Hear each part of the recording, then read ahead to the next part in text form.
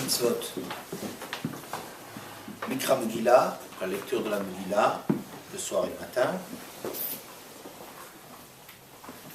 Mishloach Manot Ishlereu, un envoi de cadeaux à chacun, à son ami.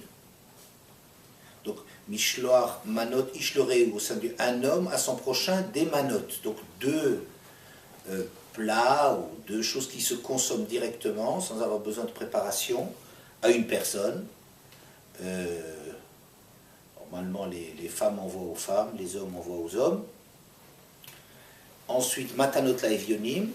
Matanot au pluriel laevionim, ça veut dire un don, deux fois un don à un pauvre. De préférence que ce soit des dons dont il profite le jour de la fête de Purim. Si on connaît des pauvres, ou l'ADEF par exemple, je sais, il se trouve que l'ADEF accepte les dons et s'engage de les donner dans la journée même si on n'apporte pas trop tard. Je ne fais pas de publicité, juste que je sais que c'est une possibilité. Si jamais on ne trouve pas de pauvres, ce qui serait extraordinaire, on peut mettre l'argent de côté pour leur donner quand on trouve, et la soldat de Purim. Et on peut être frappé que ces 4 mitzvot qu'on doit accomplir à Purim sont des mitzvot très spéciales dans l'éventail des mitzvot. On rencontre dans aucune fête, aucune occasion de fête, un espèce de panel tellement bizarre, très original. Alors, lecture de la Megillah, c'est une mitzvah. Matalot laevionim, des dons à des pauvres, la tzedaka. Mitzvah de Mishloach Manot, envoyer des plats aux amis. Quoi ça correspond? La Souda, très bizarre. Il y a une mitzvah qui s'appelle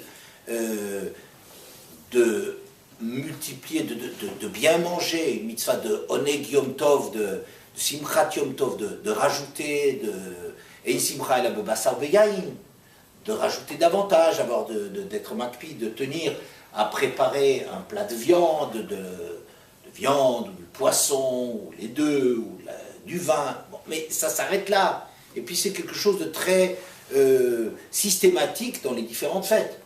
Mais alors là, ici, il y a une mitzvah de Souda. On ne voit pas du tout d'abord que ça part dans toutes les directions. Tzedaka, une mitzvah, c'est la seule mitzvah, la Mikra Megillah, est la seule mitzvah qu'on a innové. Oui, à part les 613 mitzvot, tous les Nevi'im n'ont jamais, tous les prophètes n'ont jamais introduit une mitzvah nouvelle que la Mikra Megillah. Donc comme si ça a une importance très particulière, mais très exceptionnelle, hein, exorbitante du droit commun, on dirait, hein, anormale dans ce qui se pratique normalement. Et puis cette façon de partir à gauche, à droite, la tzedaka, les copains, la souda, la lecture de la Megillah, mais où est-ce qu'on va et à quoi ça correspond? C'est ça mon problème, on peut voir, est-ce qu'il y a une idée centrale, et quelle serait cette idée s'il y en a une? Bien. Il faut savoir que, quand on parle de Purim, il y a un point qui est essentiel à comprendre, c'est qu'à Purim, le monde bascule. Le monde bascule d'un monde religieux, je dirais, je m'expliquerai tout de suite, à un monde moderne. J'entends par là.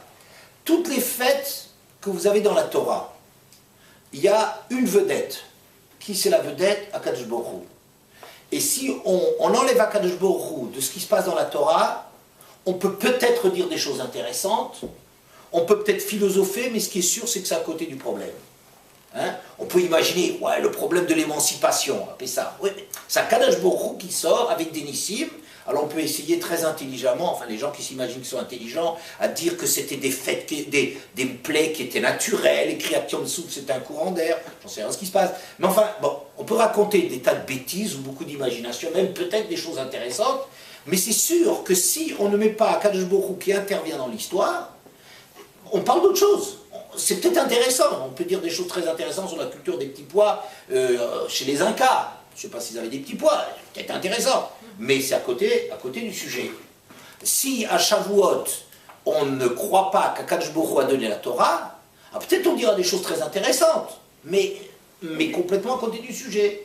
Si à Sukkot, on ne croit pas que Hachem il nous accompagne et qu'il y a une hashgacha, une présence particulière et une attention personnelle et collective au Bnei Israël, eh ben, on parle d'autre chose. On ne parle pas de ce dont il s'agit. Si on ne croit pas qu'à Rosh Hashanah, on est jugé, eh ben, c'est Nouvel An.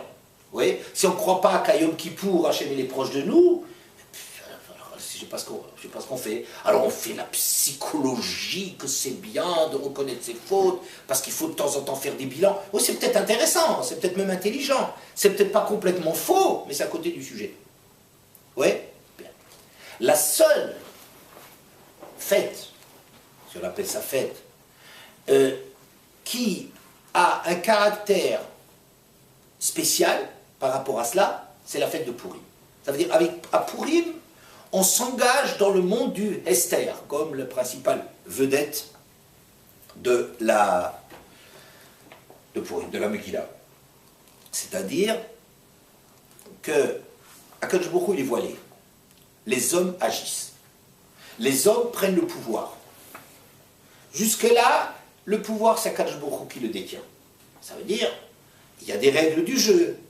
Il faut mériter son intervention, il faut avoir droit à des miracles, tout ce qui est écrit dans les différents textes, on ne va pas parler de ça. À Purim, ça y est, on rentre dans un monde que, je dirais, un monde moderne, en ce sens que c'est le monde qu'on connaît nous. C'est le monde dans lequel nos problèmes peuvent commencer à se dire à Purim. Où est Dieu à Auschwitz? Eh bien, ça se dira, mais comment les Juifs ils peuvent être la Hashmid, la Rogue ou la Bed et Kolaïdim, massacrer tous les Juifs du plus jeune au plus vieux, un projet comme ça, un génocide, le premier génocide programmé que je connaisse, hommes, femmes, enfants, vieillards.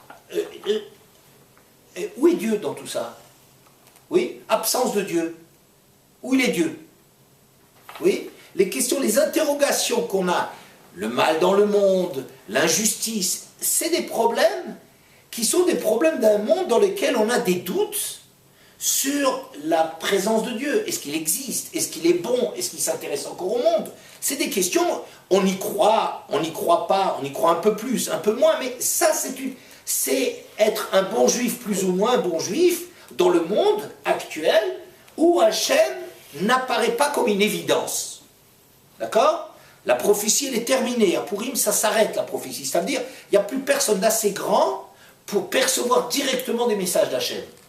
Hein? Ça veut dire que ça y est, Hachem passe dans les coulisses de l'exploit. Oui? Eh bien, le texte de la Megillat Esther, c'est le seul texte qu'on a dans le canon biblique, c'est-à-dire dans les textes reconnus par la tradition juive, dans lequel on peut s'interroger comment est-ce que Dieu intervient quand il n'intervient pas d'une façon évidente. Oui, contrairement à ce qui se passe dans la Torah. Et dans ce sens-là, il faut bien avoir ça présent à l'esprit, la fête de Purim est une fête extraordinaire. C'est la fête de la prise de pouvoir des hommes. Où est Dieu dans tout cela? Comment est-ce que Dieu intervient quand les hommes, c'est eux qui occupent le devant de l'histoire? À Purim, on a l'impression qu'il n'y a que des hommes. N'est-ce pas? À part qu'on est des religieux, donc on croit qu'il y a quelque chose derrière, qu'il y a quelqu'un qui tire les ficelles, mais regardez l'histoire, un roi qui aime sa reine Vashti, qui lui désobéit, alors il la pend, il va changer, il va trouver une autre, il est manipulé par un vizir is no good, là-dessus il y a un Mordechai, c'est une espèce de conte de fées, qui a une histoire un peu puérile, un peu romantique, je sais pas, romanesque, un peu intéressante, enfin, à l'usage des enfants entre 12 et 13 ans. Il ne s'agit de rien de tout ça, mais c'est l'impression qu'on a sur la fête de Purim, c'est très formidable, ça se passe bien finalement, une histoire avec un drame formidable, et qui, à la dernière minute, comme par magie, s'inverse et tout. Bon. C'est les hommes qui font toute cette histoire. Et c'est seulement parce qu'on se dit, tiens, mais les histoires, ça correspond trop à quelque chose.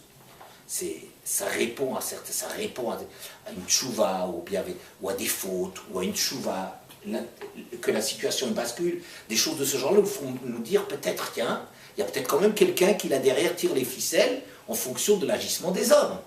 Mais c'est des interrogations qu'on se pose là-dedans. C'est des interrogations qu'on aurait à se poser maintenant. Qu'est-ce que ça veut dire ce qui se passe au Japon? Des choses de ce genre-là sont des questions qui sont d'un monde où on ne voit plus Hachem. On se demande, mais qu'est-ce qu'il fait? Où il en est Hachem? Il s'intéresse à ça? Pourquoi ça arrive une chose pareille? Qu'est-ce que ça veut dire? Quel est le message qu'il a derrière? Oui, ça c'est des problèmes d'un monde où Hachem n'est pas évident. Alors que quand vous avez la période biblique, ce qui était sûr pour tout le monde, c'est qu'un Dieu existait. Maintenant, ils ont des problèmes. Est-ce quel est le meilleur Dieu? Est-ce que c'est supportable? Est-ce que j'accepte de me soumettre à un Dieu? Est-ce qu'il n'y a pas des moyens de faire de la divination et des trucs de ce genre-là, ou de l'idolâtrie, de tirer sur des ficelles pour arriver à obtenir des choses? Vous comprenez? Mais c'est un monde dans lequel le principe qu'il y a quelqu'un qui est là, qui dirige les choses, était quelque chose de complètement acquis que personne ne remettait en question. Ils ont discuté les formes, ils ont discuté quoi, qui, quoi, comment. Ça peut être discuté. C'est des problèmes auxquels on ne comprend rien. L'idolâtrie, on a l'impression que c'est des sous-développés, des gens qui n'ont rien compris de leur vie. Et puis c'est pas du tout vrai. Ils vivaient une réalité à laquelle nous on n'accepte plus. Mais nos problèmes à nous, nos problèmes ils commencent avec la période du Esther ou du voilement d'Hachem à Purim. D'accord? Bien. Donc, comme la fête de Purim, c'est la prise de pouvoir des hommes, puisque Hachem se retire, donc les hommes vont occuper maintenant le devant de la scène, alors il y a dans cette prise de pouvoir l'histoire d'Esther et commence avec une extraordinaire seouda de Achashverosh, un repas absolument formidable dans lequel il est en train d'étaler son pouvoir, sa toute-puissance sur le monde. Et Bahar Oto et Osher Kvod Malchuto, Betekar, Tiferet, Gedulato, Yamim, Rabim, il est en train de montrer, de démontrer, de donner à voir, d'étaler toute la richesse, tout le genre de richesse